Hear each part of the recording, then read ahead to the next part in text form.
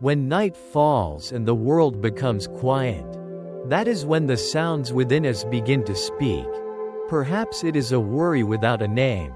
Perhaps it is an emptiness without form.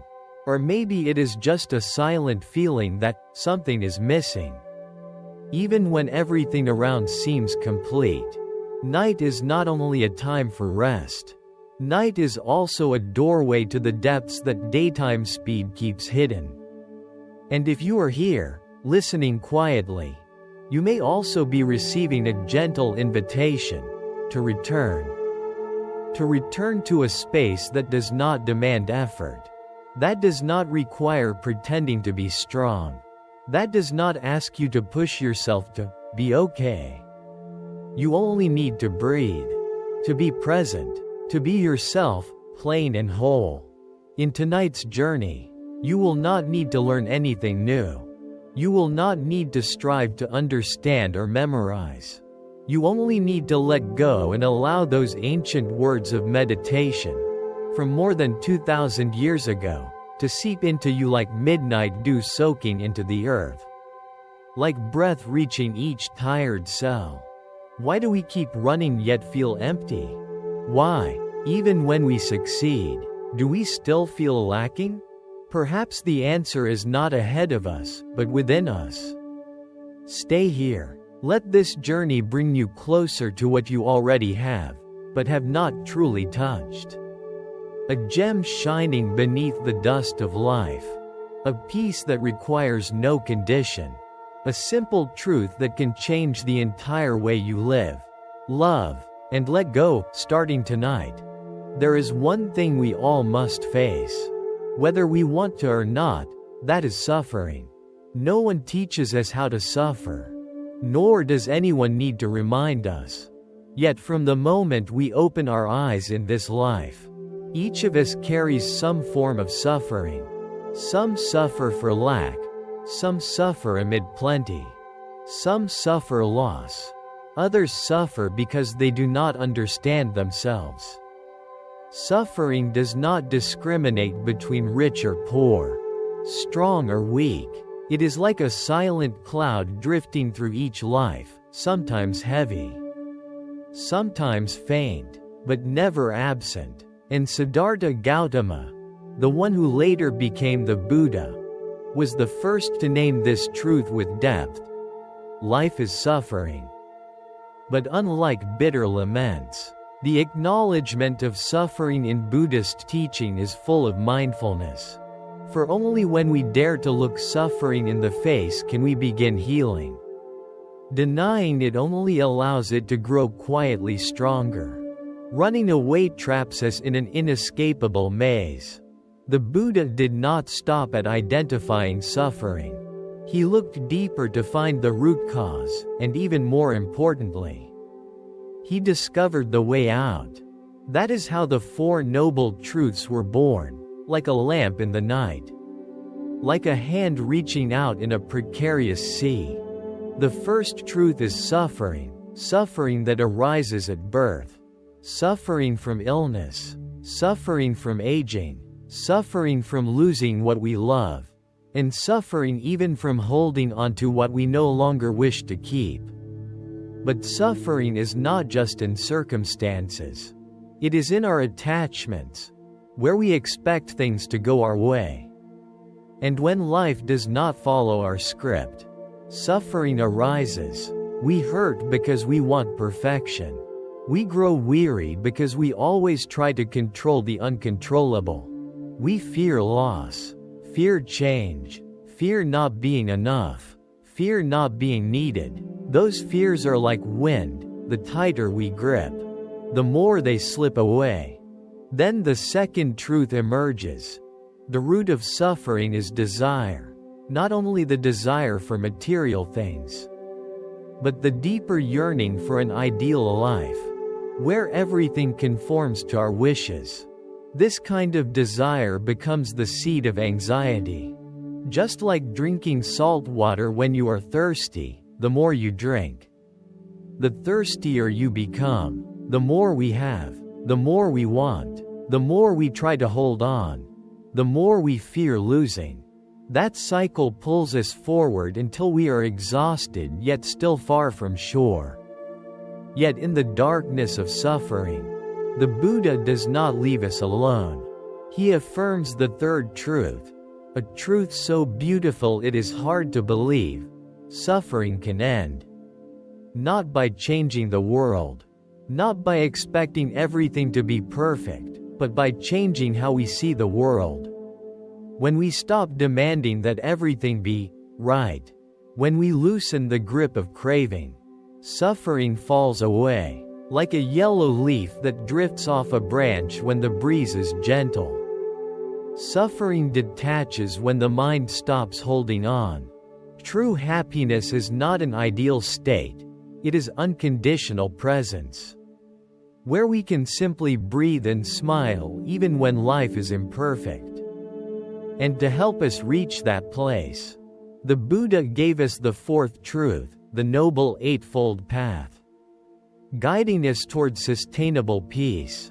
It is not a vague path, but a clear route, step by step, leading the mind out of the cycle, from right view to right intention, right speech, right action, right livelihood, right effort, right mindfulness, and right concentration. Each factor weaves together like the spokes of a wheel, supporting the mindful journey onward. If you have ever thought that happiness lies out there as a destination to run toward, tonight you can stop.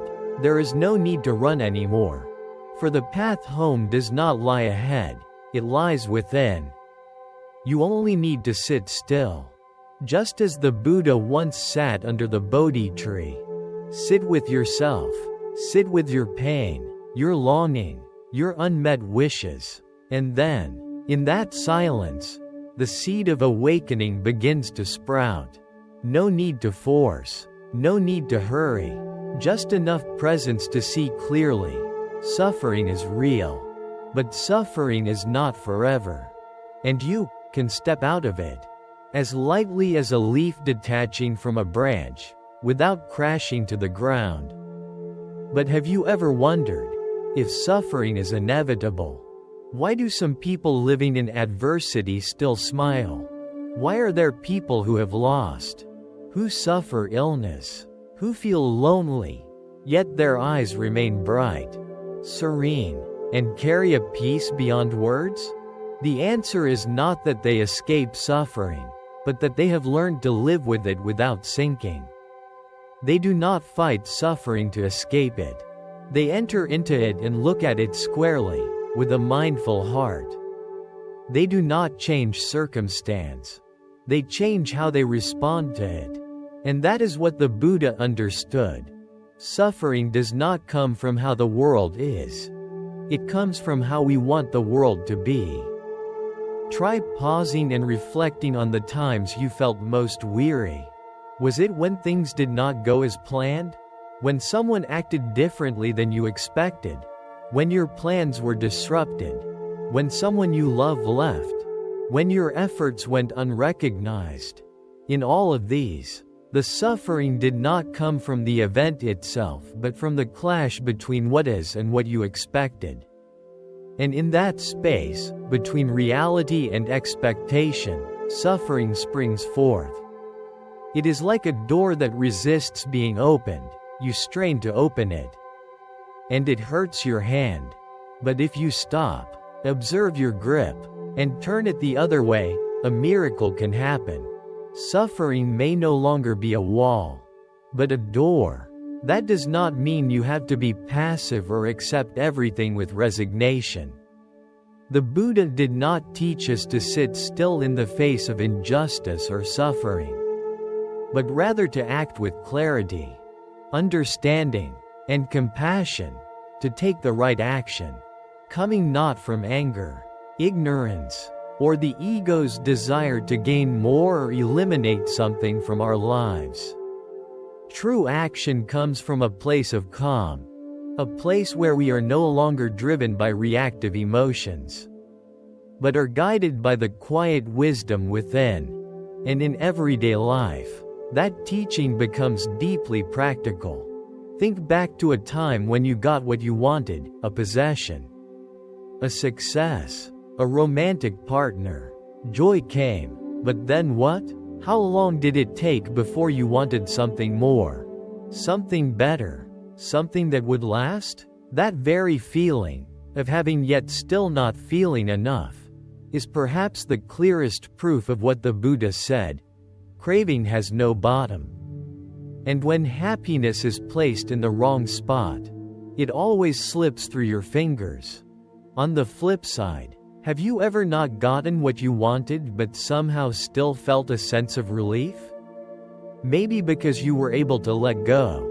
Maybe because you realized you did not really need it. That feeling, that lightness when you are no longer bound, is a tiny but very real taste of liberation. You see, suffering is not the enemy. It is a wake-up call, an invitation to return, an invisible hand pulling you out of illusions and toward the truth. And when you stop fearing suffering, when you sit with it like an old friend, with no judgment, no rush to get rid of it, it slowly begins to fade. Or more accurately, it is still there, but it no longer hurts. Because pain happens when you cling. But when you open your hands, whatever was holding you down falls away. And this is not just theory. This is something you can actually experience in your own life. Every moment, every bout of anger, every heartbreak, every difficult relationship is a chance to walk the path the Buddha pointed to. You do not need to become enlightened overnight. You just need to start with one mindful breath. One moment of recognizing an emotion instead of being swept away by it. One time you drop the need to be right, to be better, or to be loved in the way you expect. These small steps, little by little, will lead you away from the road of suffering, not by avoiding it, but by walking through it. And then you will begin to see that it is within suffering that the seeds of peace are planted. Because it is only through having suffered that we learn how to be gentle.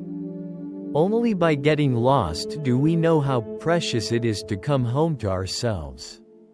Only when life does not go our way do we learn how to be at ease with things as they are.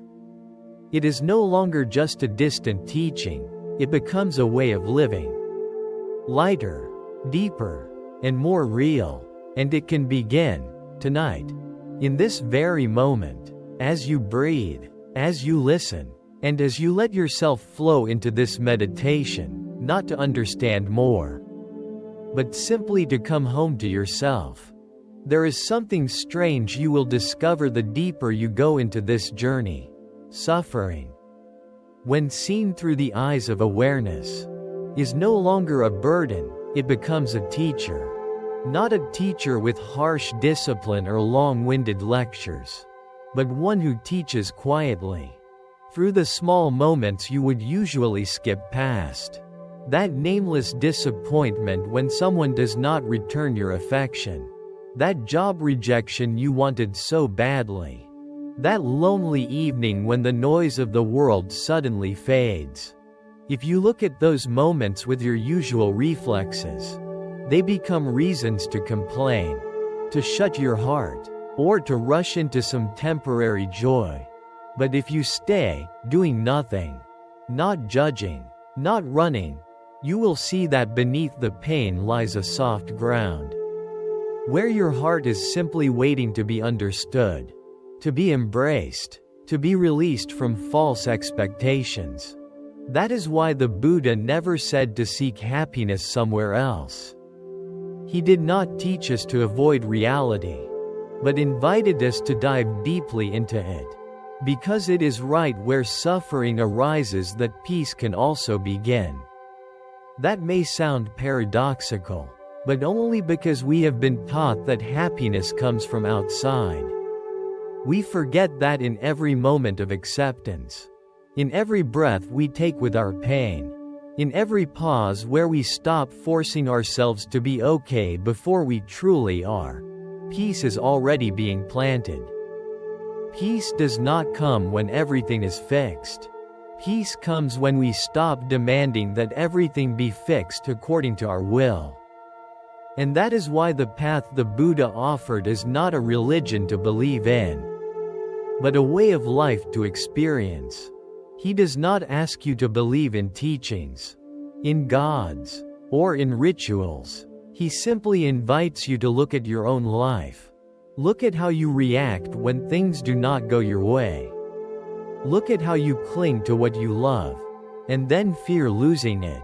Look at how you push yourself to achieve something, only to feel empty once you get there. Just looking, that is enough. Because awareness is the light. Honesty with yourself is the beginning of transformation. And day by day, you will begin to notice very small, but very real shifts. There is a day when you no longer stay angry as long as you used to. A morning when you take a deeper breath and feel the sunlight on your face. A moment when you see the person who once hurt you, and your heart no longer aches. A night when you are not looking for anyone, not needing anything, not trying to stay busy, you just sit there, quietly, with yourself, and feel at peace. These things do not come from force. They are the result of an inner self that is slowly learning how to be at ease. A mind that no longer clings, no longer gets caught in the cycle of wanting, getting, keeping, and losing. A mind like still water, reflecting everything, but holding on to nothing. And if one day you look back and realize you have walked that path, even just a little, smile, not out of pride, not to tell anyone, but just to know, within yourself, that you are returning to a state that was always there, but got buried under layers of craving and fear. Returning to a simple, yet profound truth. That life does not have to be perfect for you to be at peace. That suffering is not a sign of failure, nor proof that you are on the wrong path. It is simply part of the journey, and you are allowed to pause, to sit, to listen, and to keep going with lighter steps, a calmer heart, and a soul wide enough to hold it all. You do not need to understand every teaching. You do not need to memorize each step of the Noble Eightfold Path. You just need to stop resisting what is already present within you. If it is exhaustion, breathe with the exhaustion. If it is discouragement, let it be there, without rushing it away. If it is hope, smile at it, but do not demand that life meet it. And if it is a fragile belief that there is a path out of suffering within all of this, then hold on to that belief like a candle. Even when life blows strong against it, you can still protect it with your own hands. It does not have to burn brightly. It just needs to stay lit. Because you are not alone. The Buddha once sat just like you, a human being with many questions and no answers. And in the deepest stillness, he saw it all. You can too. You do not need to search far. You just need to sit and look long enough, until suffering is no longer a burden, but a doorway into your true self. There is one thing that few people realize in this busy life. Nothing in our lives exists in isolation. Every breath you take, which might seem simple, is actually the result of countless conditions coming together.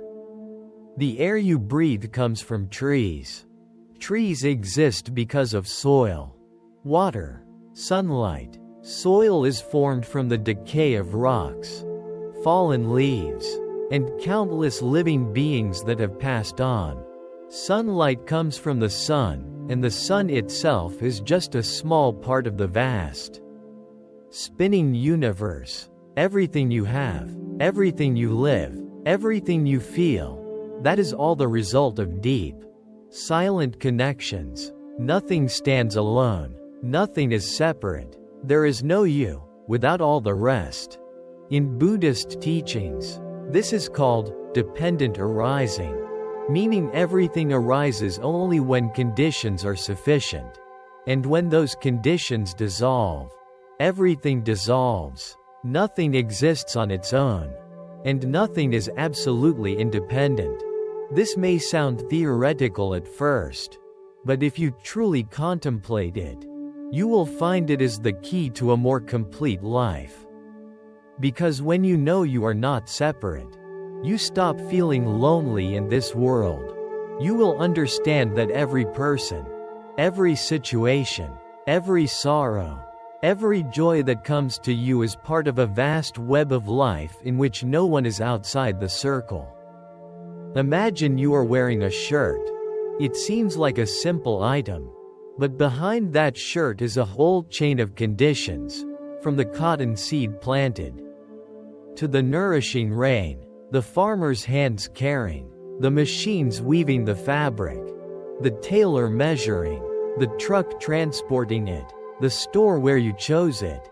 Each link in that chain is connected so that you have something to cover your skin. Nothing is ordinary if you look deeply enough. And when you live with that perspective, gratitude naturally arises. You feel grateful not only for the big things, but even for the smallest things: a bowl of rice, a drop of water, a bird's song by your window. Because you can clearly see that none of it is given. All of it is the gift of countless converging conditions. And from this understanding, compassion begins to open, because when you truly feel that you are not separate from others, you will no longer easily hurt them. You will no longer see yourself as the center, but realize you are part of a living whole. When someone speaks harshly to you, instead of reacting or being wounded, you can look more deeply and see that maybe they too are suffering. Insecure, guided by conditions they are not fully aware of. And when you see that, your heart's softness grows stronger than anger. Not because you are weak, but because you understand. And understanding is always the root of love.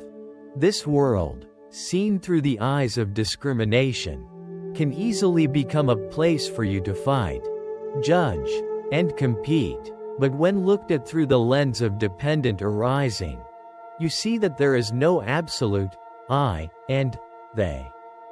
No absolute right person and wrong person. There are only interwoven conditions interacting with each other, creating different expressions. And just like a wave cannot be separated from the ocean, you cannot be separated from this cosmic flow. When you suffer, the universe touches you. When you smile, the entire life around you softens a little. Every action, every thought, every word is a small vibration sent into the living space, and it spreads farther than you think. That also means, when you do something kind, even very small, you are not just doing it for others, but you are sowing seeds of goodness in your own life. When you choose to listen instead of argue, choose to forgive instead of resent, choose to pause instead of react, you are tending to the very web of which you are part. And then someday, when you face difficulty, those threads you have woven with love will lift you up like an invisible hammock. In the same spirit, loss is no longer the end. Loved ones may leave physically, but they remain in memory. In the teachings, in the ways of living you continue. And you too are the same. One day, when you no longer exist in this form, the things you have given, a comforting word, a tender gaze, a silent deed for others, will still continue to live. Continue to create impact. You don't need to stand out. You just need to live with the awareness that every small act of yours matters.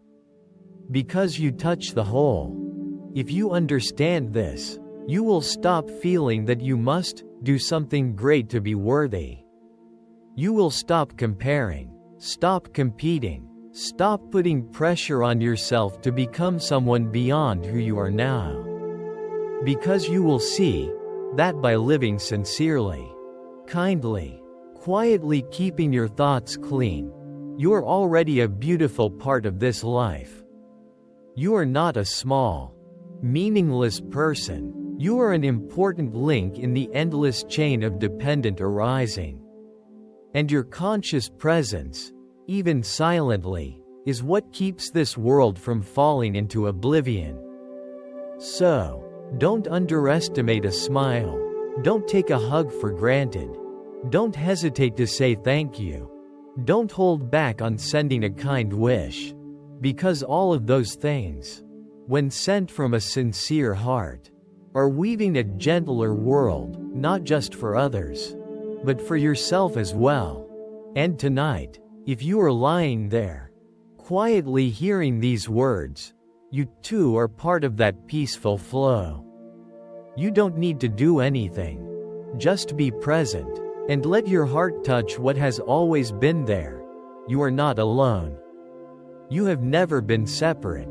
You are a piece of this universe, not replaceable, not dispensable, not to be missed. There is a silent belief that most of us carry from very early on, that I is something separate, stable, certain, that there is a fixed entity living in this body, controlling thoughts, feelings, choices, that this self is the center of all perceptions, efforts, successes, and failures. We call it I, me, self, and we spend our whole lives protecting, decorating, strengthening that self, as if it is the most precious thing.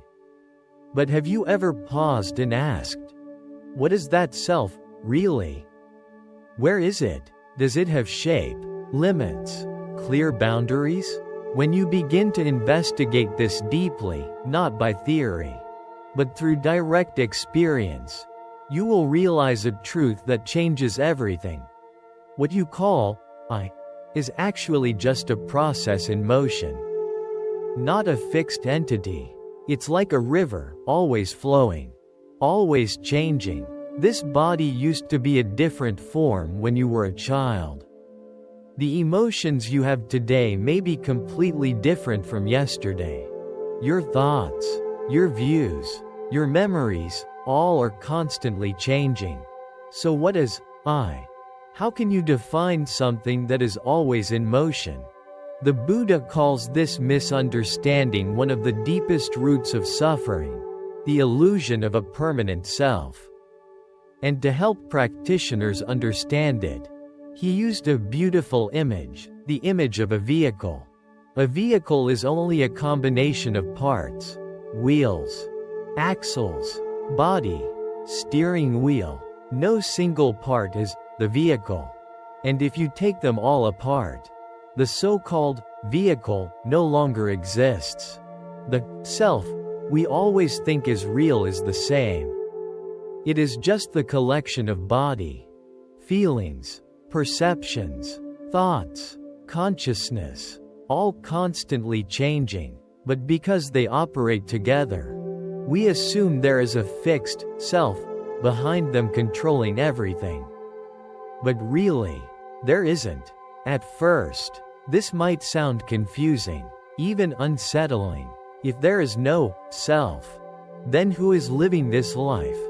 Who is breathing, thinking, loving, feeling sad? But right there, at that very question, a new door opens. The door to freedom. Because if the self is not fixed, it means you are not confined by any definition of who you are. You are not bound by your past, not boxed in by the traits others once labeled you with, not imprisoned by old mistakes or past wounds. You are a stream, always capable of becoming new, always capable of change, always capable of returning to your true nature. That has profound meaning in real life. When you fail, you often say, "I am a failure." When you get angry, you might blame yourself. I am a terrible person. But if you view things with awareness, you will see, those are only passing states. It is not, I am angry. But anger is arising. Not, I am useless.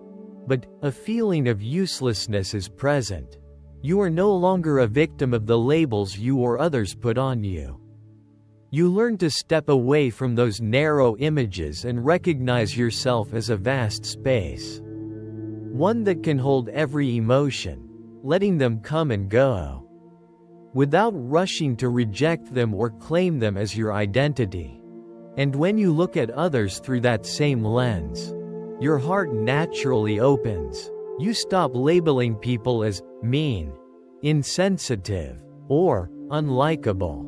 You understand that, like you, they are a flowing process, where behaviors, emotions, and words are expressions of many conditions inside them: their past, their wounds, their circumstances, their understanding. A person who makes mistakes today is not condemned to be that way forever. And neither are you. What you call your self is not a fixed mold you must carry your whole life. You can begin again, at any moment, with any breath. When you deeply realize this, you will feel light, as if you had just set down a backpack you thought you had to carry forever. You no longer have to perform, no longer have to appear strong or perfect, no longer need to cling to an image of me you once tried to build. You can let go, and in that letting go, you finally begin to live, not to prove who you are, but to truly feel each present moment. You stop playing a role, you are the living experience itself. Without a name, without a label, without a boundary. Try observing yourself for one day. In the morning you may wake up feeling excited. By noon, you might feel restless. Come evening, you may be tired. And by nightfall, perhaps calm and gentle. In each moment, you are different. So who is the real you? The answer is, all of them are you. And none of them define you. You are not any single state. You are the deep space that allows all those states to rise and fall. You are the sky, not the passing clouds. And when you remember this, you stop being swept away by each feeling as if it were the whole truth. You can smile even when sad, because you know you are much more than that sadness. And then something beautiful happens. You begin to live more lightly. You no longer need to win every conversation.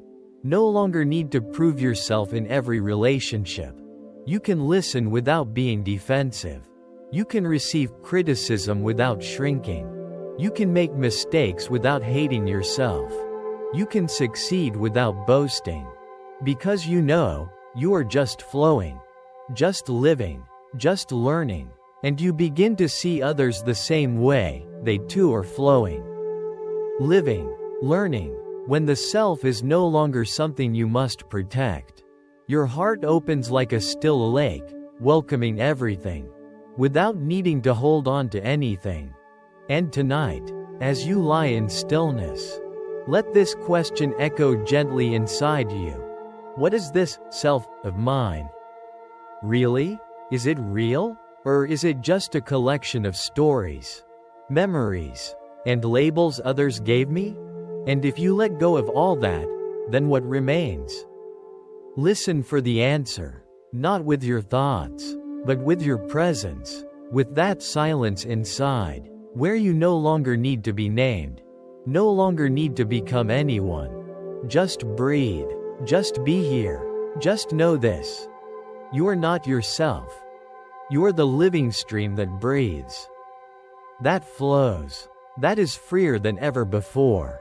And when you truly start to see that self is a current, not a fixed block in your mind, you slowly release one of life's heaviest burdens, the need to protect your self-image. You will no longer need to force yourself to always seem strong. You will no longer need to hide your pain or cover your vulnerability. You will no longer need to prove that you are good, worthy, or better than someone else. Because when you understand that you are simply a constantly shifting stream of expressions, you stop clinging to any ideal version of yourself. And right then, you begin to taste the deepest kind of freedom from yourself. Perhaps you have felt the exhaustion of always having to be somebody. The good child, the loyal friend, the ideal employee, the perfect partner. Each of those roles, if misunderstood, can slowly become a mask. At first, they come from a genuine desire to be recognized, to live according to values. But over time, if you are too afraid to disappoint, too afraid to fail, too afraid of not matching the model others expect, you begin to be locked inside those roles. And the saddest part is this: you forget what your real face even looks like. Like the story of the man who wore a mask his whole life, only to remove it at the end, and realize he had forgotten his own true face. When you identify with a fixed image of yourself, you are easily hurt every time someone fails to recognize that image. If someone says you are not good enough, you feel wounded. If someone misunderstands you, you feel offended. If you experience even a small failure, it feels like your whole being has been erased. That is because you have mistaken yourself for the label you or others unconsciously stuck onto you.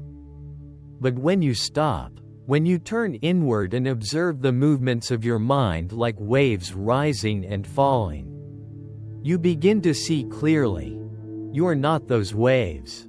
Sometimes you are angry. Sometimes you are gentle. Sometimes you are anxious. Sometimes you are peaceful.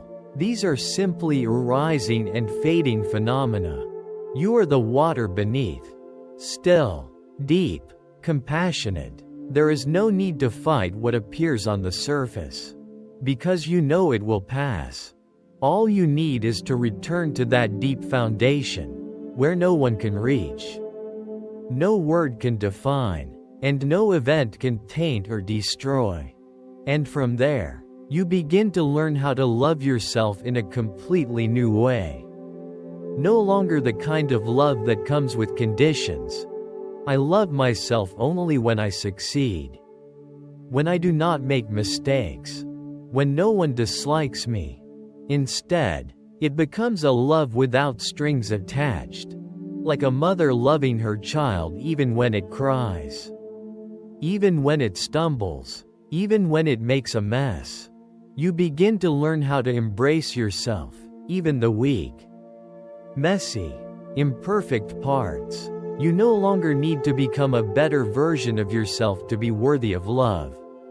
You are already enough, even in moments of doubt, in quiet moments, in moments when you feel like nothing at all. The truth is, what causes us the most pain in life is not what happens outside of us. It is the story we tell ourselves about what happens. When you say, "I deserve this," "I always mess up," "I can never change," you trap yourself in a tiny cage. But if you can pause and say, "This feeling is here, but it is not who I am. It is just a passing storm," then suddenly, a space opens up, and in that space, you are allowed to breathe. You are allowed to make mistakes. You are allowed to not be ready. You are allowed to let go. And then, something magical happens. The moment you stop trying to be someone, you begin to live authentically. No more control, no more pretense. Each moment becomes lighter, deeper. When you listen to someone, you are truly present. You are no longer listening to respond, or to impress, or to please, but just to listen. With your whole heart. When you work, you no longer work for praise, but because you value kindness and giving your best. When you say you are sorry, it is not to gain forgiveness, but because you genuinely want to heal. Everything becomes real, no embellishment, no heaviness, no pressure. Living like that, you begin to see that life is not a race to become, but a journey of returning to simply being. There is nothing to prove, nothing to achieve, only a quiet, honest way of living, because when the ego softens, you do not disappear, you just become deeper, truer, more whole. You become a current flowing with all things, needing no name, no boundary, just your presence, living as yourself, with no masks, no armor, no entanglements. And now, as the night wraps around you in silence, try letting go of every idea of yourself you have tried so hard to hold on to. Breathe with the space. It is no longer, I am listening, but simply listening is happening. Not, I am relaxing, but relaxation is present. Not even, I exist, just life continuing to flow. Through each breath, through every moment, and within that, there is no one left to struggle. Only pure presence, vast, free, and incredibly peaceful. On quiet nights, when the noise of the world has faded, have you ever heard the voice within yourself? Not the voice of logic or memory, but the gentle stirrings of emotions rising up from deep inside. It could be a sadness that has never been named. It could be a buried anger you are used to hiding. It could be a sense of emptiness sneaking in, unnoticed by others. If you are not aware, you will push those things out of sight, by staying busy, by distracting yourself, by filling time with noise. But if you truly stop, if you have the courage to look directly, then right there, in what seems like the most unstable place, might be the beginning of deep healing. Observation, doing nothing else, is the gateway to freedom. No need to fix, no need to remove, no need to control. Just see, just be with what is. Imagine sitting by the side of a river. The water flows, leaves float by, sometimes even trash passes. Sometimes the moonlight reflects beautifully on the surface. You do not need to jump in. You do not need to change anything. Just sit still and watch. Your mind is like that. Each thought, each feeling, is a leaf on the surface. It comes and goes. Nothing stays forever. Nothing needs to be clung to. Nothing needs to be pushed away. Just be there, fully, with no bias, no resistance, no identification. That is why meditation teaches. To know you are thinking means it is no longer just thinking, it is awareness. When you are angry, and you know you are angry, that means awareness has awakened in you. When you are afraid, and you are not swept away by the fear, but can still watch it, that means you are no longer a victim. Awareness does not erase pain, but it makes you bigger than the pain. Like an adult looking at a child throwing a tantrum, not judging, not forcing, just watching with loving presence. And from that gaze, a quiet transformation begins. Most of us do not really live in the present. We live in stories, about the past, about the future, about a self we must protect. Every time you feel disappointed, it is not because of what is happening, but because you are comparing it to what you wanted to happen. Every time you worry, it is not about the now, but about a future your mind has imagined. Every time you hurt, it is not just because of what someone did, but because it touches an old wound. But if you can return to the present, you will see, here, now, nothing is wrong, everything is just as it is. And in that moment, you can breathe, observe, and release.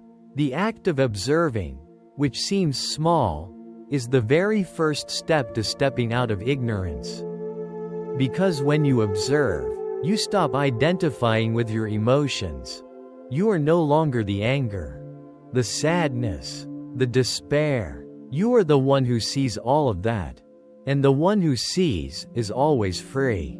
Not tied down, not dragged along, not controlled. You begin to learn how to stay still, in the middle of change, of conflict, of old habits calling your name. And from that stillness, a quiet power is born. Not a power to control others, but the power to master yourself. Whether in daily life or in every step, every breath, you always have the chance to practice observing. When someone upsets you, instead of reacting, step back in your heart and ask, what is rising in me? Is it fear of being disrespected? Is it an old wound that has not healed? Is it a need to control someone else? Just look, honestly and without judgment, and you begin to loosen an invisible chain. Every act of observing is a step out of illusion, and every step out of illusion brings you closer to freedom. Even in your sleep, you can plant the seeds of observation. Before you drift off, let your mind take one gentle lap, not to judge, not to blame, just to notice. How did I live today? Did I act from reaction? Or from understanding? Did I forget that the person across from me was hurting too? Learning to love too? Afraid too? Just like me? And if I did, can I forgive myself and begin again tomorrow with a softer, more open heart? When observation is cultivated every day, it slowly transforms the way you live. You are no longer driven by old habits. You no longer chase fleeting pleasures. You are no longer swept away by the noise around you. You begin to live more deeply with each experience. You eat, knowing that you are eating. You walk, knowing that you are walking. You speak, you listen, with full presence. And then you realize, what you have always been searching for was never far away. It was right here, in life itself, if you are still enough to notice, open enough to receive, and patient enough to return to yourself. Because observation is not just a technique, it is how you return to your original being, to the nameless flow of life you lost in all the rushing. When you observe, it means you have stopped abandoning yourself. It means you have chosen to stay, not with some ideal version of who you should be, but with your real self, fragile, flawed, yet full of light. And once you learn to stay with yourself, you will no longer be afraid of being alone. Because at the deepest level, you always have a loyal friend, awareness. And that is something no one can take away. No one can damage. No one can destroy, if you are willing to protect it. And now, as the night grows still, with only the soft sound of your breath blending into the darkness, let your mind rest in that gentle observation. No need to seek anything more. No need to understand. Just be here, and look. Let everything be as it is. Let yourself be as you are. In that silence, that is where real awakening begins. And the more you practice quiet observation, the more you realize, awareness is not some grand or distant thing like you once thought. It does not come from how many books you read, how many teachings you hear, or how deep your meditations are. It comes from a simple moment when you can breathe with a feeling you used to fear. Awareness is when you are sad and still do not push that sadness away. It is when you see jealousy in yourself and do not judge it. It is when you recognize the urge to control someone, and instead of pretending to be noble, you honestly see it and quietly watch. Because what hurts you is not the emotion itself. It is the fact that you refuse to stay and clearly observe it. You run, you resist, you analyze, you explain, you do everything except simply stay and look. But no storm, no matter how strong, can last forever if you do not feed it with your reaction. If you fight it, you get caught in it, and you end up fueling it every day. Observation is how you remove the fuse from the emotional bomb. Not by denying it, but by embracing it. And the deeper you observe, the more you understand something important. Nothing inside you is your enemy. Whether it is anger, greed, envy, or even dark thoughts, these are just energies that have not yet been understood or transformed. They are not here to destroy you, they are here to be seen. And if you are present enough, they begin to melt in the light of your awareness. Like sunlight does not need to fight darkness, it simply shines. Awareness works the same way, no force, no control, just full presence.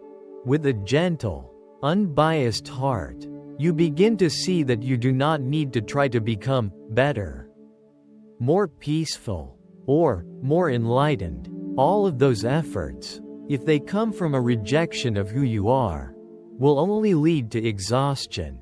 Because what you need is not a perfect version of yourself, it is a sincere relationship with yourself. When you observe, you slowly rebuild that relationship.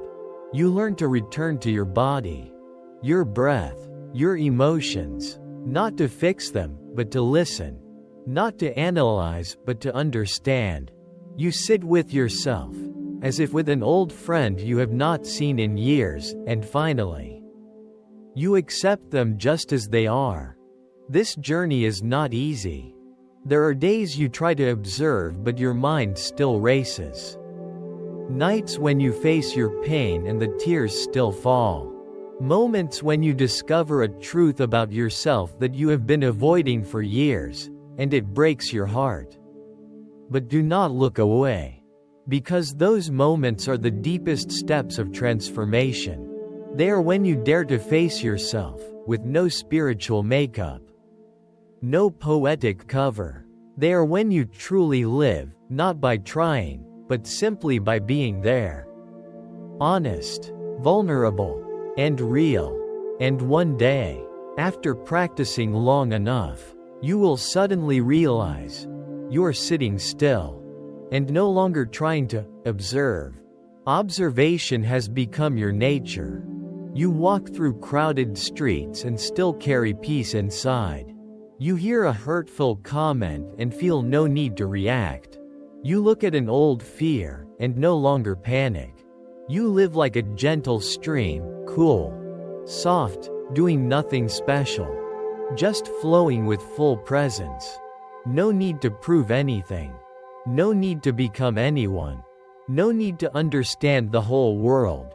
You just need to understand yourself in each breath. That is when you realize freedom does not come from changing what is outside. It comes from no longer being a slave to your unconscious reactions inside. You do not need a life without pain. You just need a mind that observes pain with clarity. You do not need a world without change. You just need a heart big enough to welcome all changes as passing guests. And in that simplicity, with no expectations, no demands, you rediscover the most precious thing. A peace you thought you had lost long ago. And maybe tonight, you are lying down with so many things unresolved, so many emotions unsettled, so many questions unanswered. But trust, you do not need to have all the answers right now. You only need to be present with what is. Listen to your body. Observe your breath. Notice each feeling without labeling it right or wrong.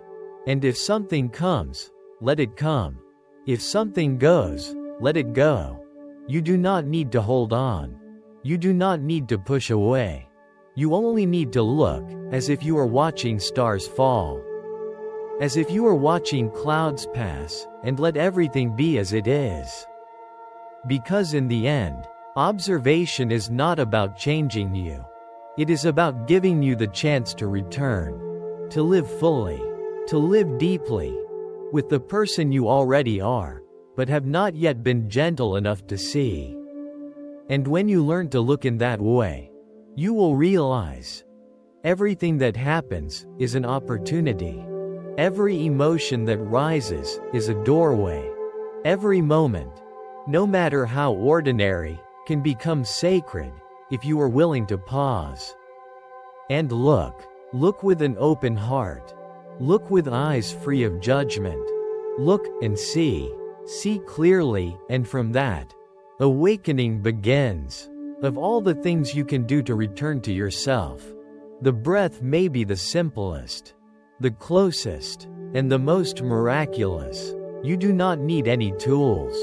You do not need the perfect setting. You do not need to attend a class or go to a meditation center. The breath is always there. From the moment you are born to your final breath, it moves quietly in and out. Like a loyal companion, you may not have ever truly paid attention to it, but it has always been there, gentle, full, asking for nothing, judging nothing, and if you ever feel lost, just return to your breath. You will find yourself again. Breath is the bridge between body and mind, between the conscious and unconscious, between the restless self and the deep stillness beneath. When your mind is scattered, anxious, or overwhelmed, your breath becomes shallow, hurried, broken. When you are calm and grounded, your breath flows slowly, softly, in a steady rhythm. And the reverse is also true. When you breathe mindfully, you send a signal to your nervous system. It is safe now. You can relax. The breath is a key. It unlocks the door from unconscious reactivity to conscious awareness.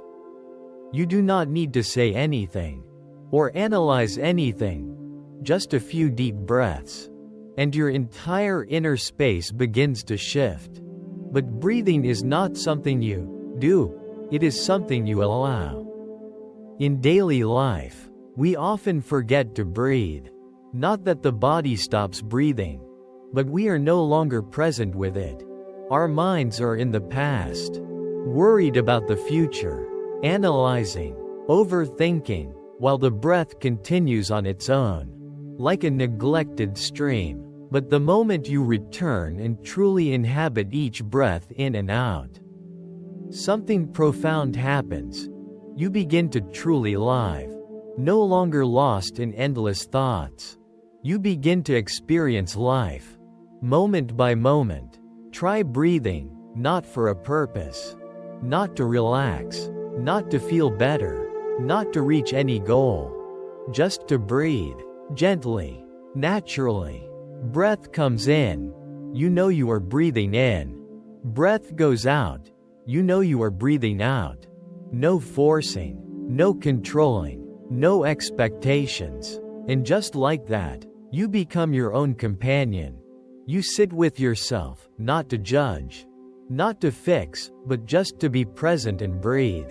In a world full of expectations and conditions, the moment you are allowed to just sit and breathe as you are, is a precious gift. Breath is also where you can clearly see the nature of all things. Arising, staying, passing away. Each breath comes, is present, and then goes. No two breaths are alike. You cannot hold on to a breath. You cannot stretch it out. And you cannot live on a past breath. Nor can you skip ahead to a future one. You can only live on the breath that is here, right now. In the same way, you cannot live in yesterday. And you cannot hide in tomorrow. You are only truly alive when you are here in this moment. And the breath is how you touch that, not through theory. Not through concept, but through direct, intimate, and honest experience. There are people who have carried pain for many years. They have traveled far, met many people, studied countless techniques, and yet still felt empty. And then, in one silent night, lying down and simply breathing, truly breathing, something begins to shift. Not because they did anything extraordinary, but because for the first time, they stopped and were truly present with themselves. They stopped running. They stopped trying. They allowed the breath to hold them, like an invisible embrace. And that simple return was what they had been searching for all along, through all their restless seeking. You can do that too. You do not need to wait until everything is resolved. You do not need to have it all figured out. Right now, in this moment, you can pause, gently place your hand on your belly and take one slow breath. No pressure, no effort, just let yourself rest into the breath. Feel your body soften, feel your mind settle, and if a thought arises, let it arise. Do not chase it, do not resist it, let it drift by like a cloud, while you remain, your own open sky, clear and spacious. Breath is also your anchor to reality. When you are angry, if you can return to your breath, anger loses its grip on you. When you are anxious, if you breathe mindfully, worry cannot transform you into someone you are not. When you are sad, if you stay with each inhale and exhale, your sadness becomes like a child being gently held. And then it softens, not because you forced it to go, but because you stayed long enough for it to no longer need to scream. Breathing, so simple, so often overlooked, is the most direct path to life itself. When you stop performing, when you stop trying to be anything special, you begin to live more deeply. You eat with awareness, you walk with mindfulness, you speak with sincerity, you listen without judgment, and all of it begins with one thing. You are breathing, and you know that you are breathing. And tonight, if you are lying down to sleep, and your mind still carries some wrinkles, some lingering echoes, do not try to silence it. Do not fight your thoughts. Just lie there, and breathe, as if you are floating down a river, as if you are sitting under a tree, watching the leaves fall. Breath out, you release. Breath in, you welcome. Every breath is a chance to return. And each return brings you closer to peace, not loud, not dazzling, but deep, and steady, and real. Breath, at its core, is the soundtrack of life. When you live without truly listening to it, life feels scattered and unclear. But when you come back, and let each breath carry you, you will see, there is nowhere you need to go, no one you need to become. You are already here, and that is enough. And then, as you continue to nurture this deep connection with your breath, you begin to discover, this is not just a biological function or a tool for meditation. It is a way of living. A path of being fully present in the world. A practice of awareness available in every moment, requiring no preparation. Needing no perfect setting. Asking for no special guidance. Whether you are in a noisy crowd, working under pressure, or sitting alone in the dark, if you remember to breathe, and know that you are breathing, you have already opened the door to a deeper life. You will begin to see clearly. No emotion is permanent, and no thought is fixed. They come and go, like wisps of smoke. But here's the strange thing. If you do not breathe with awareness, you easily mistake yourself for those fleeting things. One burst of anger becomes, I am angry. One moment of sadness becomes, I am a miserable person. One negative thought becomes, I am not worthy. But if you just stop, take a deep breath, you immediately step outside that spiral. You are no longer the anger, the sadness, or the thought. You are the one seeing it all, a presence that is clear, gentle, and no longer swept away. The breath also teaches you humility and letting go. No matter who you are, what you have achieved, or how skilled you are, you still have to breathe, just like everyone else, and you cannot hold your breath even 1 second longer than usual. You inhale, and then you must exhale. Holding on leads to suffocation. That simple act is enough to remind you that everything in life follows a cycle: birth, growth, peak, and departure. Love, work, achievements, relationships, none of them stay forever. If you keep holding on, you will hurt. But if you learn to breathe with that rhythm, you will begin to understand what it means to live freely in the ever-flowing stream of life. You will also begin to feel more connected to your body, something many of us forget because we live so much in our heads. The breath becomes a thread guiding you back to your body, to the beat of your heart. The tension or relaxation in your muscles, the places in your body where emotions have gotten stuck. You may not notice, but each time you suppress a feeling, your body absorbs that resistance. A clenched jaw, a tight chest, a quietly aching belly. These are all waiting for you to breathe into them and listen. And each time you place your breath there, as if laying down a loving hand, the body begins to soften, to melt, and to open up to you. It is no coincidence that in many meditation traditions, breath is seen as the pillar of practice, because it carries both attention and compassion. Attention, because you are fully present with each moment. Compassion, because you are caring for yourself, with no rush, no force, no denial. And when those two qualities come together, you step into a way of living in which every event becomes a lesson. Every emotion becomes a message. Every hardship becomes an invitation to come home and understand yourself more deeply. You no longer need to go anywhere to find yourself, because you were never really lost. You just forgot that you can live without being controlled by old wounds, unfulfilled dreams, and fears that constantly follow. And the thing that reminds you is nothing other than the breath itself.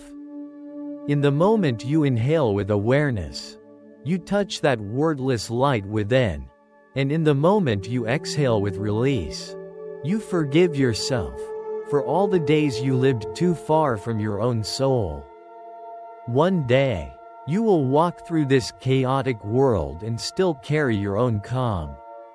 Not because the world is quieter, but because inside you, there is now a sky of your own, a place you return to every day.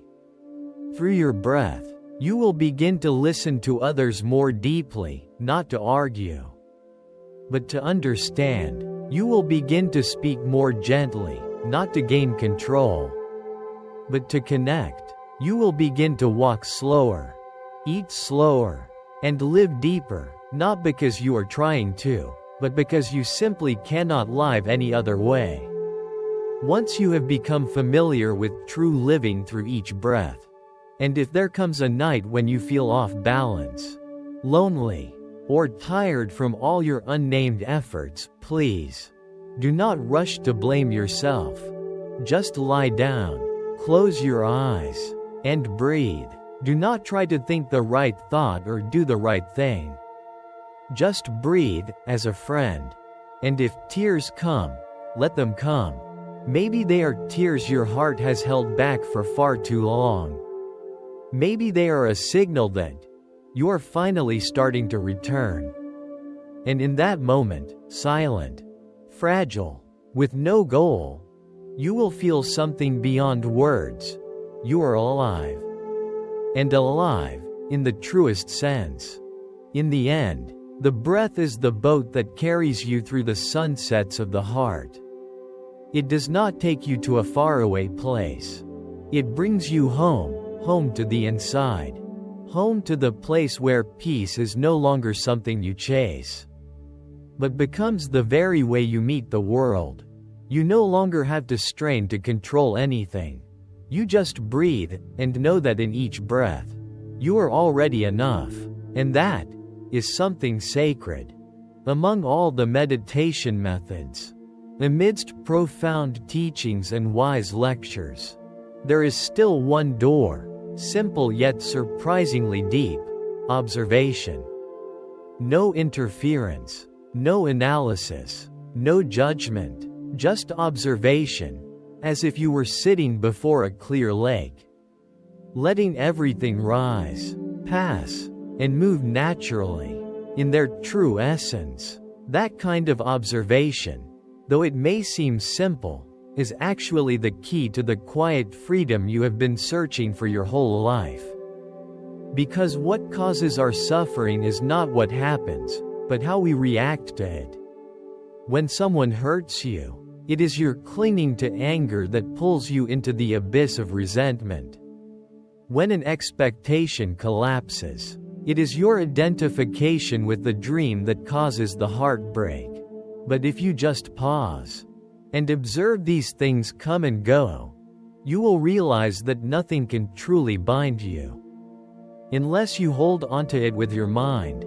To observe is to see things as they are, no more, no less, no emotional filters. It is when you see jealousy arise, and you do not call yourself bad, you simply notice, jealousy is here. It is when worry takes over your mind, and instead of fighting, you gently recognize, worry is here. You do not need to know why. You do not need to know how long it will last. You do not need to fix it. You just need to be there, as a witnessing friend. Not fleeing, not clinging. And that neutrality becomes the deepest form of healing. Some believe that in order to awaken, they must get rid of negative emotions. But the truth is, you do not need to get rid of anything. You just need to see clearly. To see without getting pulled in. To see without pushing away. Because what you see begins to dissolve. What you deny digs deeper roots into your mind. Like a child who has been abandoned, the more ignored, the louder it screams. But if you come close, sit beside it, hold it, saying nothing, just truly being there, it calms on its own. Observation is the same. It is the act of gentle presence, enough to soften any wound. When you practice observing every day, even just for a few minutes, you are training your mind with a new reflex. Instead of reacting on instinct, you learn to step back. Instead of letting emotions carry you, you learn to stay still. And from that stillness, you see clearly. What you thought was too much to bear was only a wave. What you feared would last forever was only a breeze. What you believed was you was only a passing emotion. A role you played, a belief repeated so many times that you forgot. You can put it down. Observation does not disconnect you from life. It makes you live more truly. You no longer act from impulse, but from understanding what is happening inside you. You are no longer fooled by appearances or fleeting emotions, but look directly at the heart of the matter. And when you look deeply enough, you will see nothing is absolutely good or bad. It is all just movement. One day you are happy. The next you are sad. One moment you feel confident. The next you are unsure. That is the nature of the mind, always changing. But one thing does not change. It is the one who is observing all of it. It is you, at your deepest level. When you fully recognize that inner person, you no longer see yourself as a victim of circumstances. You stop depending on others to understand, validate, love, or reject you. That person becomes your solid center. The embracing space where any emotion can come and go without leaving scars. That person doesn't need to win anything, because peace already resides in letting go of the need to win. There's no more fear, because fear's nature is seen clearly. No more running away, because there's nowhere left to hide. There is only a deep, quiet presence, simple as breath, but vast as the universe. And when you observe deeply enough, you feel something miraculous, inner silence. Not the absence of external noise, but a stillness within. When the mind stops chasing, competing, clinging, it returns to its most original state, like a windless lake, like the sky after rain. And from that sacred space, true wisdom begins to bloom, not through thought, but through direct, fresh seeing, uncolored by the past, like a child's gaze, yet full of maturity and depth, because it springs from experience without resistance. This is what meditation is not about posture, duration, or mantras, but about observation. Observing as if you have never known anything before. Carrying no agenda or knowledge. Just observing, as if seeing yourself for the first time. And if you practice long enough, you won't need to search for enlightenment anywhere else. Everything you need is already present, right at the moment you pause. Take a deep breath, and look with a clear, unattached eye. Tonight, you can try this, not too serious. Not in any perfect meditation pose. Just sit or lie still. And begin to observe the flow of your mind, as if you were watching drifting clouds. Do not stop it. Do not analyze it. Just watch, as a gentle guest by the window. And you will notice, little by little, you start to calm. Not because you force yourself to be still, but because when you stop interfering, peace naturally returns. And that is true freedom. Not coming from achieving something more, but from no longer needing to control or become anyone. You are enough, just by seeing yourself without attachment or avoidance. And with that seeing, not only will you heal, but you will begin to live a new kind of life, the life of an awakened being. Gentle, yet as solid as a mountain, not shaken by storms, not swayed by praise or criticism, just quietly present, and radiating the silent peace the world so badly needs. As you practice deeper observation, you'll realize a familiar truth you may have forgotten. You are not what you're going through. You are not the sadness lingering in your heart.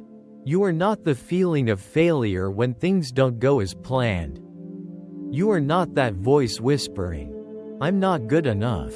All of those emotions, thoughts, memories, self-images, are just waves or clouds passing through the sky of your mind. And you are that sky. Vast, still, all-encompassing, infinite. Through the power of observation, you learn to distinguish what is temporary from what is enduring. You'll be amazed to discover that most of your worries, sufferings, and struggles are simply fragile layers built by the habit of identifying with your mind. You feel sad, and think you are a sad person. You are angry, and think you are bad. You have a negative thought, and feel you are broken. But when you step back, from the observer's perspective, you see that these things are happening in you, not as you. And from that gentle separation, you gain a new kind of freedom. Freedom from the control of your own mind. Observation also helps you develop a precious quality, patience with yourself. Because when you sit and look within, you will notice some days your mind is calm. Some days it's restless. Sometimes your meditation feels deep. Sometimes you only hear noise. But instead of rushing to judge or feel disappointed, you begin to understand that these are just states, and no state is wrong. Peace doesn't come from eliminating restlessness, but from no longer resisting it. And day by day, you will realize, by simply observing quietly, you are learning a life skill more important than any other, the skill of presence with yourself in every situation. When an argument arises, you can pause for a second and notice, "I'm angry," and in that moment, you may choose silence rather than saying something hurtful. When you feel random boredom, instead of escaping into distractions, you can just sit and ask, "What is really happening inside me?" And from that pause, you begin to access the deeper layers of your soul, where all wounds, longings, and unheard parts are waiting for you to come home. Deep observation not only helps you recognize yourself, it helps you understand others. When you stop judging your own inner world, you gradually stop judging others. When you see fear, sadness, and darkness within yourself as natural and worthy of compassion, you begin to look at others with empathy. You'll understand why someone snaps. They might be in pain. Why someone constantly seeks attention. They may have been abandoned. Why someone seems strong. They may be a frightened child inside. And from that understanding, you don't force forgiveness or love, it arises naturally. Like a flower releasing fragrance without reason. All of this begins the moment you stop and simply look. No more chasing. No more resisting. No more trying to become someone else. Just be still and witness. Like the moon observing the earth without interfering. Like a bamboo swaying in the wind but never breaking, just bending. Then standing tall again. Like a stream flowing around a boulder. Not angry, but gliding on. That kind of observation is the deepest compassion. No interference. No control. Just presence, and allowing everything to be exactly as it is. When you live from the heart of the observer, you stop fearing your emotions. You're no longer obsessed with being happy, strong, and positive all the time. You allow yourself to feel sad when sadness comes. You allow yourself to be vulnerable when vulnerability appears. And through that permission, you move through each state more gently. Anger arises, you see it. You smile, and wait for it to pass. Fear surfaces, you look at it. Hold its hand, and refuse to let it drive you. You no longer have to wrestle just to live. You begin to live with everything inside you. Like old friends, sometimes loud, sometimes surprising, but no longer frightening. And when you truly observe deeply enough, you will touch a fragile but sacred layer. The feeling that you've come home. Not to an external house, but to an inner home, where you don't need to pretend, prove yourself, or hide. A place where you're fully enough, as you are. In every version and every shade of yourself. That home is built not from bricks, but from the moments you courageously sat with yourself. Looked at your heart's truths, no avoidance, no embellishment, no striving for change. Observation does not make your life perfect, but it grants you more freedom. You still will have hard days. You'll still feel disappointed, hurt, or lost, but you won't drown in those feelings anymore. Because you know, they're just small parts of a much larger journey. And you, the observer, remain steady, silent, compassionate, like the vast blue sky holding every passing cloud. Tonight, if you're listening to these words and carrying things that aren't yet understood, accepted, or named, then just sit down. Don't try to change them. Don't try to untangle them. Just breathe and observe. Let your mind become a softly lit room where every emotion can enter and stay for a while, before quietly walking away. No one is driven out. No one is controlled. There is only you, and your compassionate gaze. Because the very act of observing, that is when healing begins. And that, it is a wondrous journey. Part 7: Listening to the silence within. There is one thing few of us fully experience: silence. Not the absence of external sound, but the silence within, when no whispering voice remains inside. When the mind stops its debates between fears and desires. When thought ceases searching, and the heart is simply present, without reason, without calculation. That is the moment you don't need to be someone. You are just being. And the miracle is that just being brings a depth far richer than any vivid emotion you chased before. But to touch that silence, you need to pause, not just externally, but internally. Pause the habit of reaction. Pause the habit of thinking. Pausing labeling and judging. Stop rushing to categorize things as right or wrong. Should I act? Is there something wrong with me? If you pause long enough, you start to hear a different kind of sound. Not loud, not demanding, just a gentle, real heartbeat, the warmth of life inside you. A silent current that never left. It was always there. You just never stopped to notice it. Silence doesn't come from blocking out all sound. It comes from not attaching to the sound. You can sit in a noisy city and still feel deep stillness inside. Because silence is an inner state, it does not depend on outer conditions. And once you become familiar with that state, you will realize all true healing grows from silence. When your mind is quiet, you can hear what you truly need. When your mind is at peace, wounds begin to open and be held.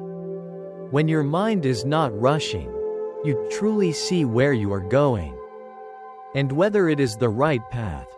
In silence, you'll also become aware of sounds you used to miss, the rhythm of your breath, the gentle heartbeat in your chest, leaves rustling at the window, birds greeting the morning, and the soft calls from within, perhaps a childhood dream long forgotten.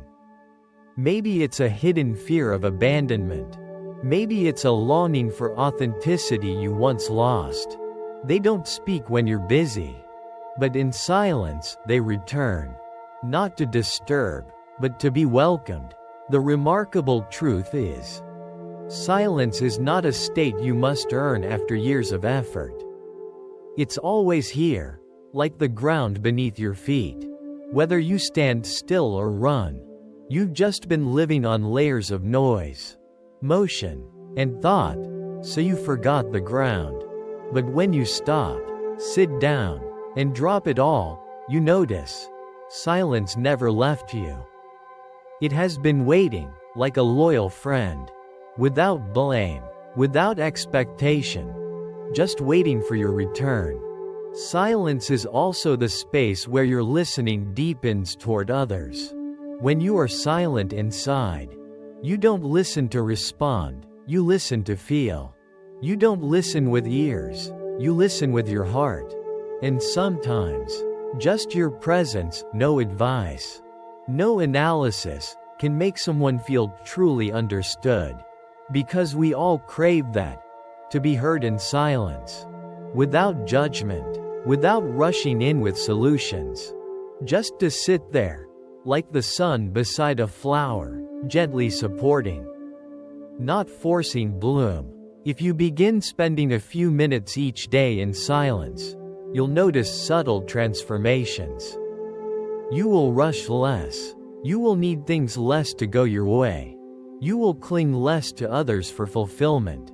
You'll discover a vastness inside you, not emptiness, but fullness of life. And from that space, you begin to see the world differently, not as a battlefield dominated by me, but as a dance of interconnection, where everything comes and goes in its time. You no longer feel like the center, but you also don't feel small. You simply exist, valuable, essential, in the living tapestry of the cosmos.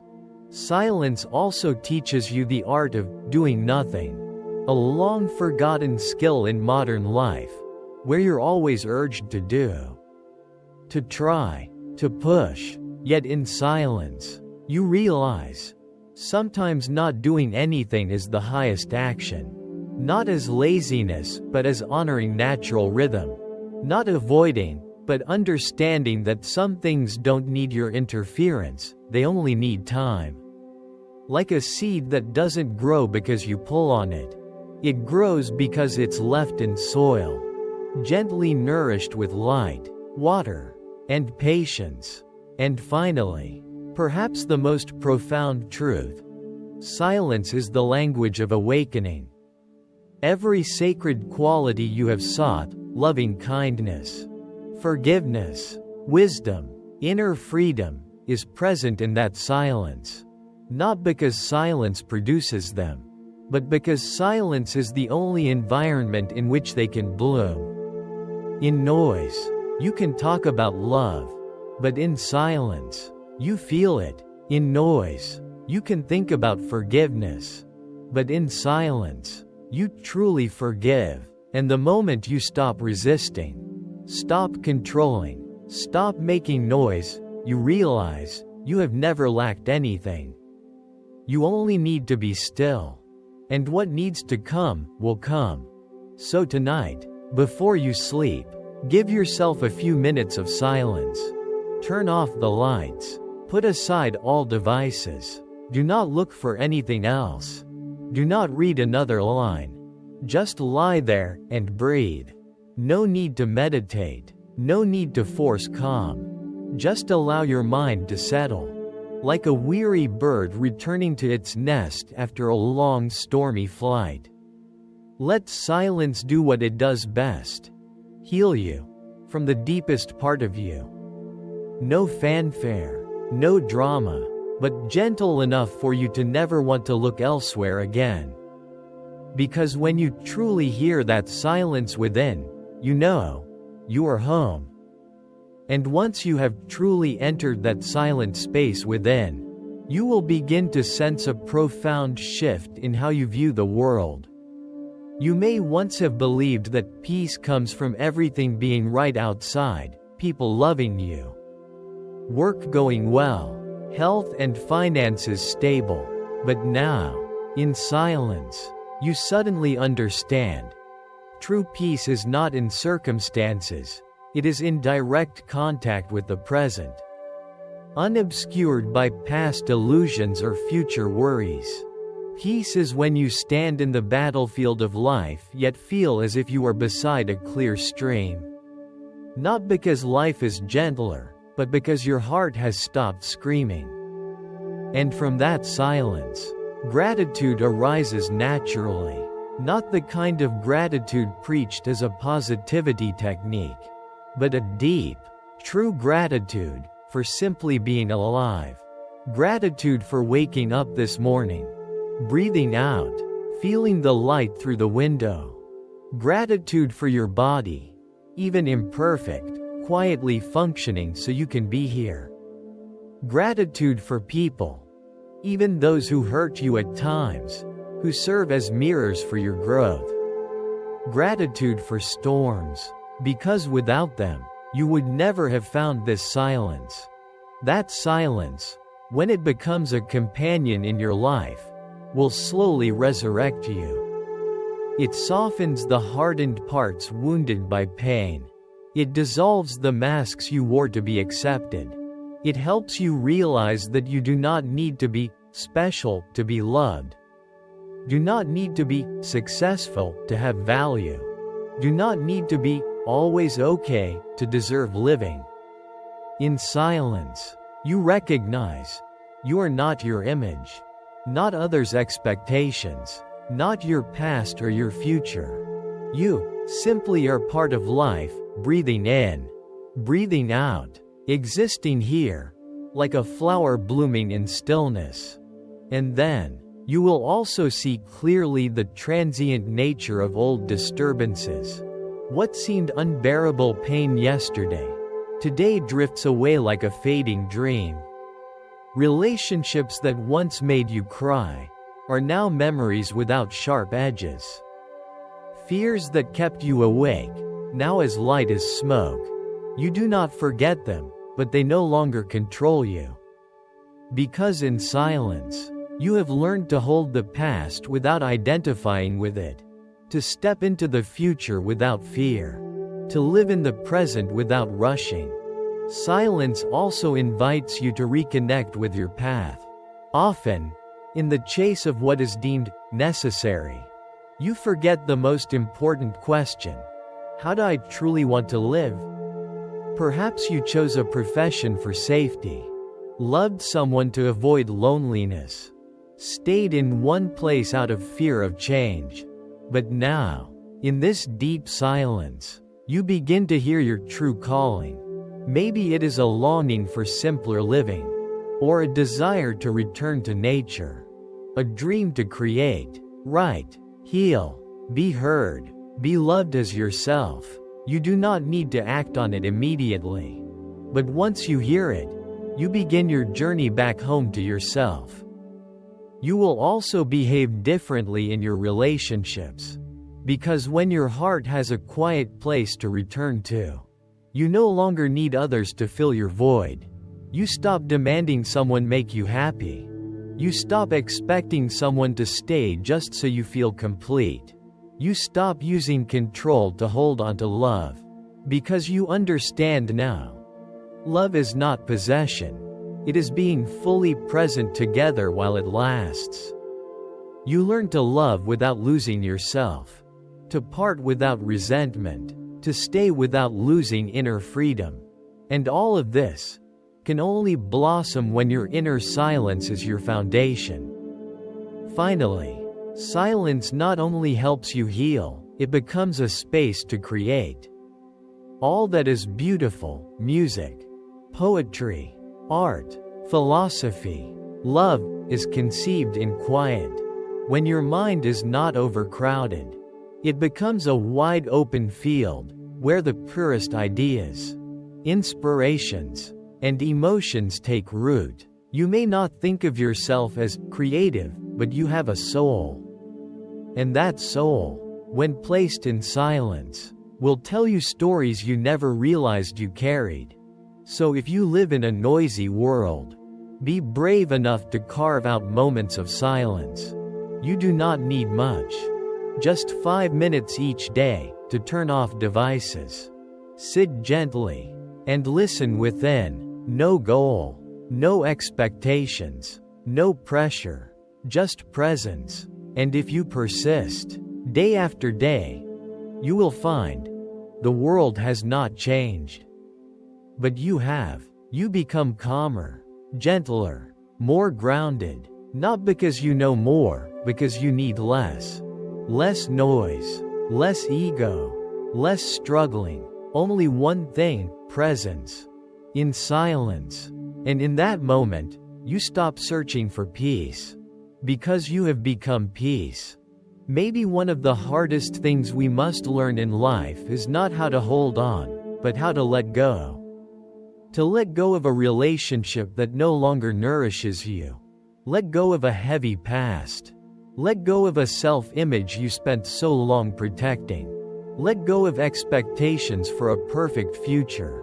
And even let go of the idea that you must always be strong, positive, right, lovable. Letting go is not surrender, it is the deepest courage. Because it asks you to look at your hands, see what you hold, and choose to open them. even when you do not yet know what comes next.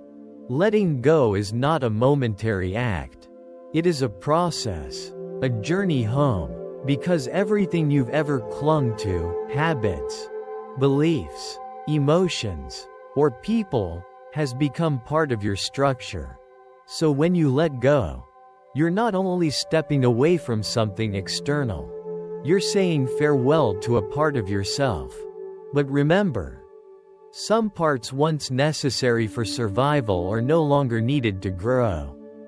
Some layers that once warmed your heart now suffocate you. Some memories once sheltered you but now imprison you. And if you are mindful and kind with yourself, you will have the courage to leave them behind and return to a lighter, more authentic, freer version of yourself.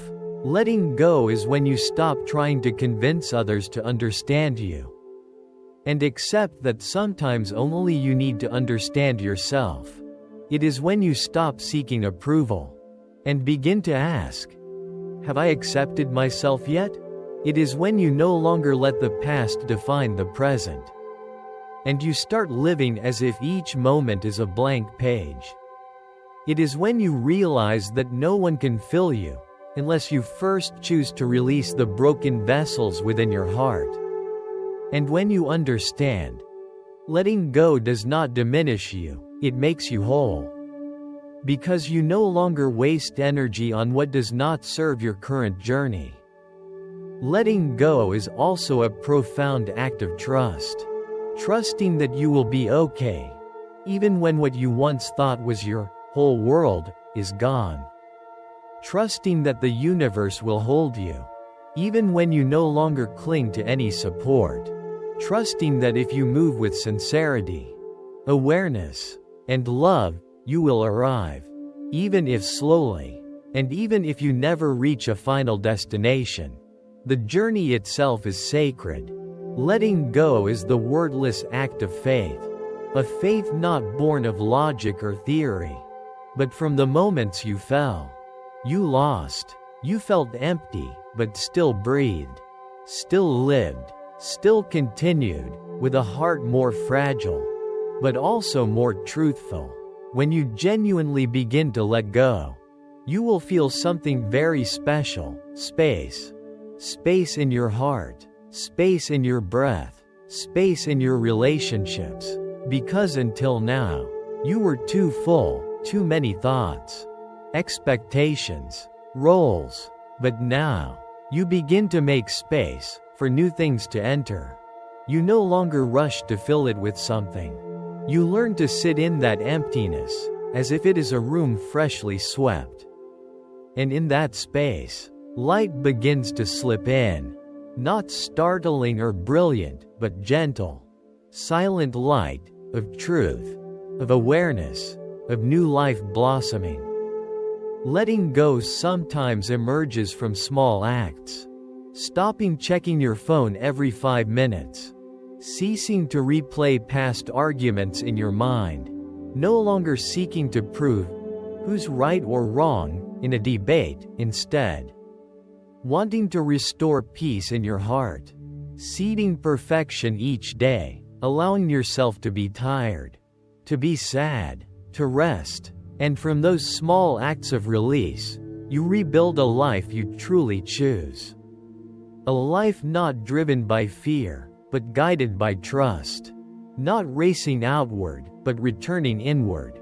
Letting go is also a profound act of self-love. Because you cannot continue carrying what hurts you if you truly care about yourself. You cannot stay in a place that makes you shrink if you know you deserve tenderness. You cannot remain the version that always has to push hard if you sincerely want a lighter life. Letting go is when you dare to choose yourself, not out of selfishness, but out of honesty. Because no one can live you, feel for you, heal you. The journey home has always been deeply personal. If tonight you still feel weight in your heart, try placing your hand on your chest.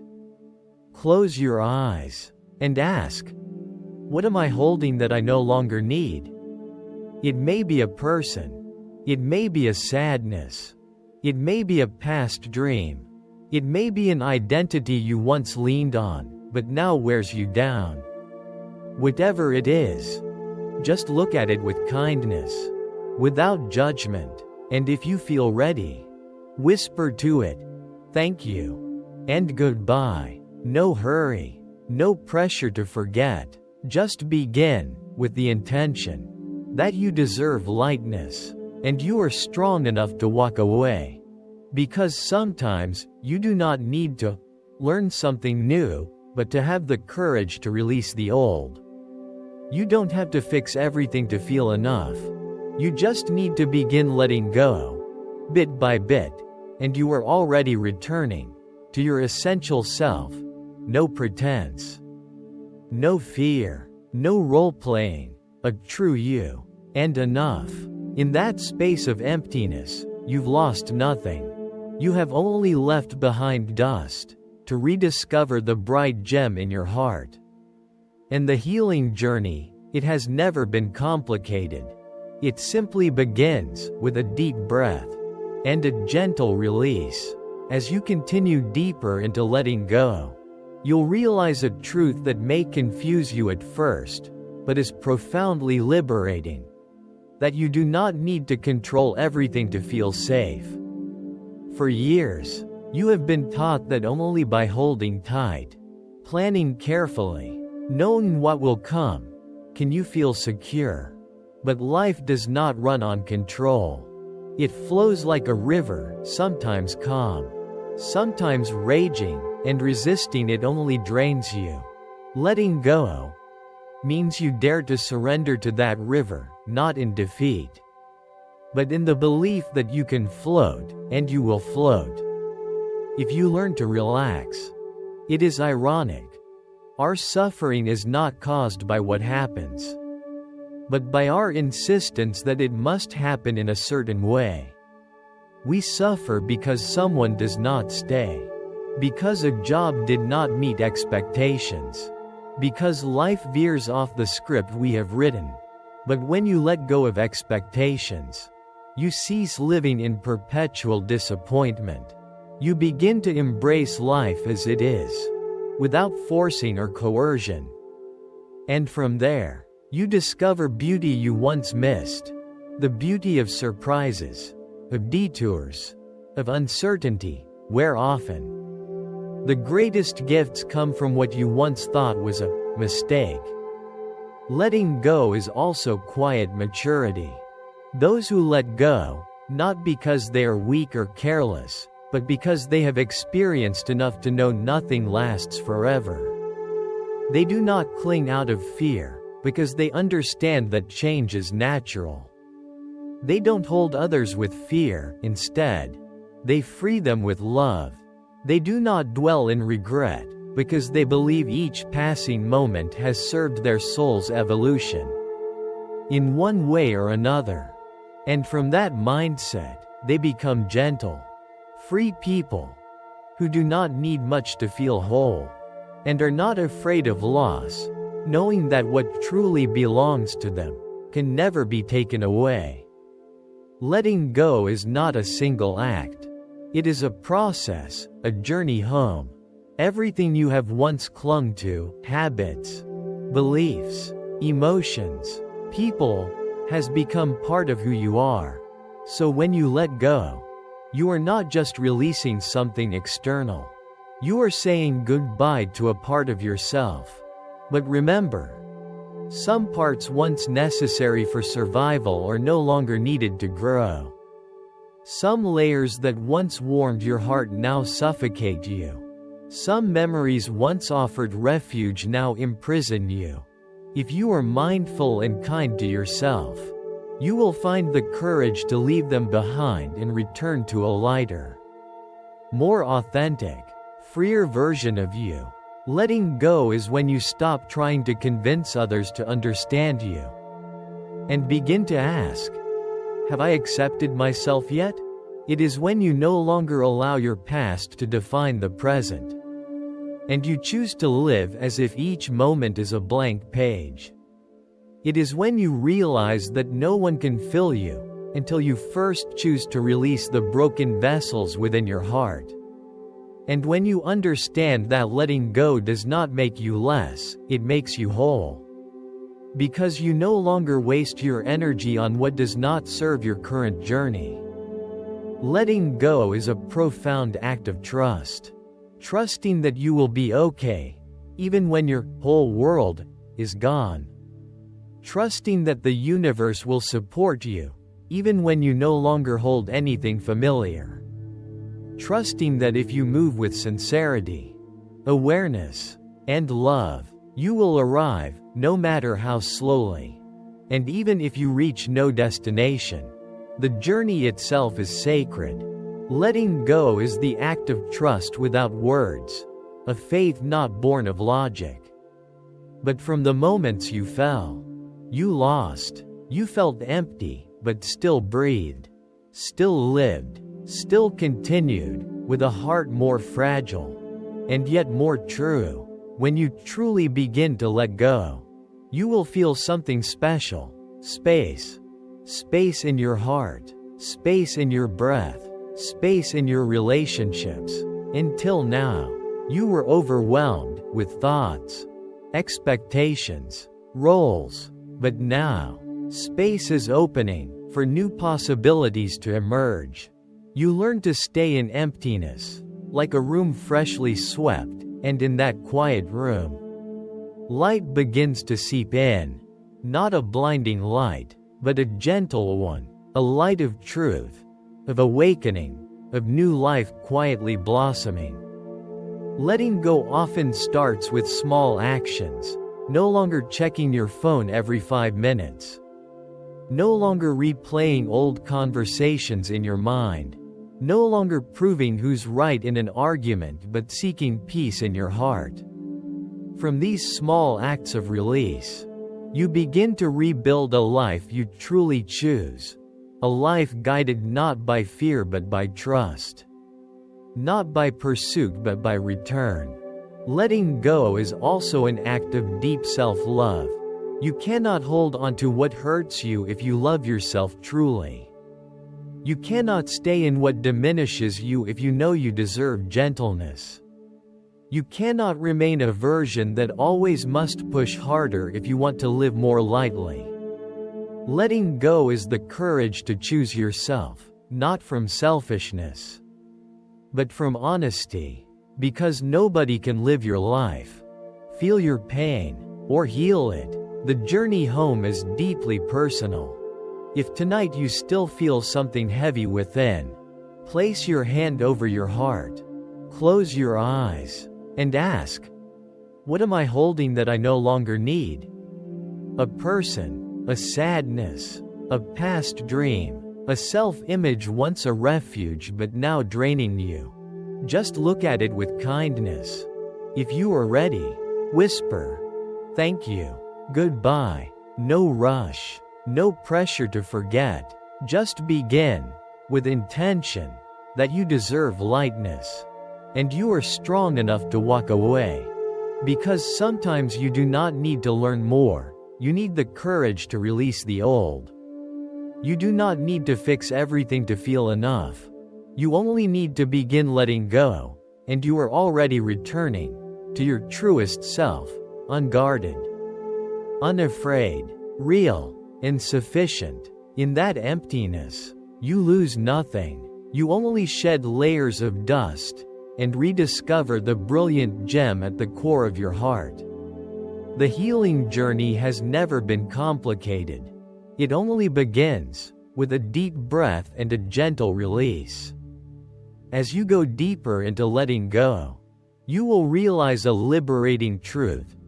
You do not need to control everything to feel safe. We learn for years that only by holding tight, planning, knowing the future can bring security. But life does not flow on control. It flows like a river, gentle at times, raging at others, and resisting it only exhausts you. Letting go means you dare to float, with faith that you can stay afloat if you learn to relax. It is ironic. Our suffering stems not from what happens, but from our insistence that it must happen our way. We suffer because someone left, because a job failed to meet expectations, because life veers off our script. But when you let go of expectations, you free yourself from persistent disappointment. You open to life as it is, unforced, unhindered, and discover beauty you once missed. The beauty of surprise, of detours, of uncertainty, where often the greatest gifts come from what you once labeled mistakes. Letting go is silent maturity. Those who let go are not weak, they have experienced enough to know nothing lasts forever. They do not cling out of fear, they understand that change is natural. They release others out of love, not fear. They do not live in regret. They trust that every past moment served their soul's evolution. From that understanding they become gentle, free people, who need little to feel enough and are not afraid to lose because what truly belongs to them can never leave. Part 9 Conclusion. Infusing meditation into daily life. And so, after all the listening, the silence is past, the layers of emotion illuminated by awareness, you may begin to see, meditation is no longer a distant concept. It is not confined to lofty teachings or secluded ashrams. Meditation, it is you. In this moment, breathing, living, present with what is unfolding, without needing anything more to be perfect. Meditation is when you pause in a busy day to watch a falling leaf, without judgment. It is when you listen to your heart honestly, without trying to make it feel better. It is when you cradle a painful sadness like a child waking from a nightmare, not rushing, not forcing, just holding with gentle presence. You may still carry life's weight, work, family, relationships yet to heal, financial concerns, questions about the future, but if you learn to pause, even for a minute, to return to the breath, to look inward without judgment, you can walk through even a tempestuous world as someone walking in a forest, listening to every sound of earth and sky. No need to change everything to find peace. You only need to change how you show up to yourself. And then the mundane becomes meditation. Washing dishes becomes meditation. Caring for children, doing work from a calm heart becomes meditation. Even in pain, if you are fully present, that is meditation. Meditation is not an escape from the world. It is living truthfully within it, with sincerity, depth, presence. You do not need to hide from life. You need firm footing and an open heart. When you can truly live like that, you realize nothing more is needed. You do not need to strive to be enlightened, nor wear spiritual words to mask your wounds. You only have to live truly and be here truly. That is meditation. That is freedom. That is a life healed from its roots. Let go of the burden of emotion. Let go of the burden of thought. Let go of the burden of seeking something outside yourself, and return. Return to the life within your breath. Undressed, uncomplicated, unreasoned. Just this breath. Just knowing you are here. If you can live with that simplicity, you have begun a meditation life. A deeply meaningful life. Thank you for joining me on this journey of silence. In a world where everyone rushes, your willingness to pause and listen, this is already beautiful. Beautiful because you chose to stay, to lower your defenses, to let your mind breathe and your heart rest. Not everyone has the courage to pause, but you have, and that is the first step toward healing. If these words in this video resonated with you, share them with hearts seeking peace. A gentle reminder, a slow breath, a moment of letting go, can be exactly what someone needs on a weary day. And if you feel this space is a safe place to be fully yourself, please subscribe, so we may continue walking together on more healing paths ahead. Because you deserve to live a life of lightness. And sometimes, it all begins from this moment of silence. See you in the next moment of quiet peace.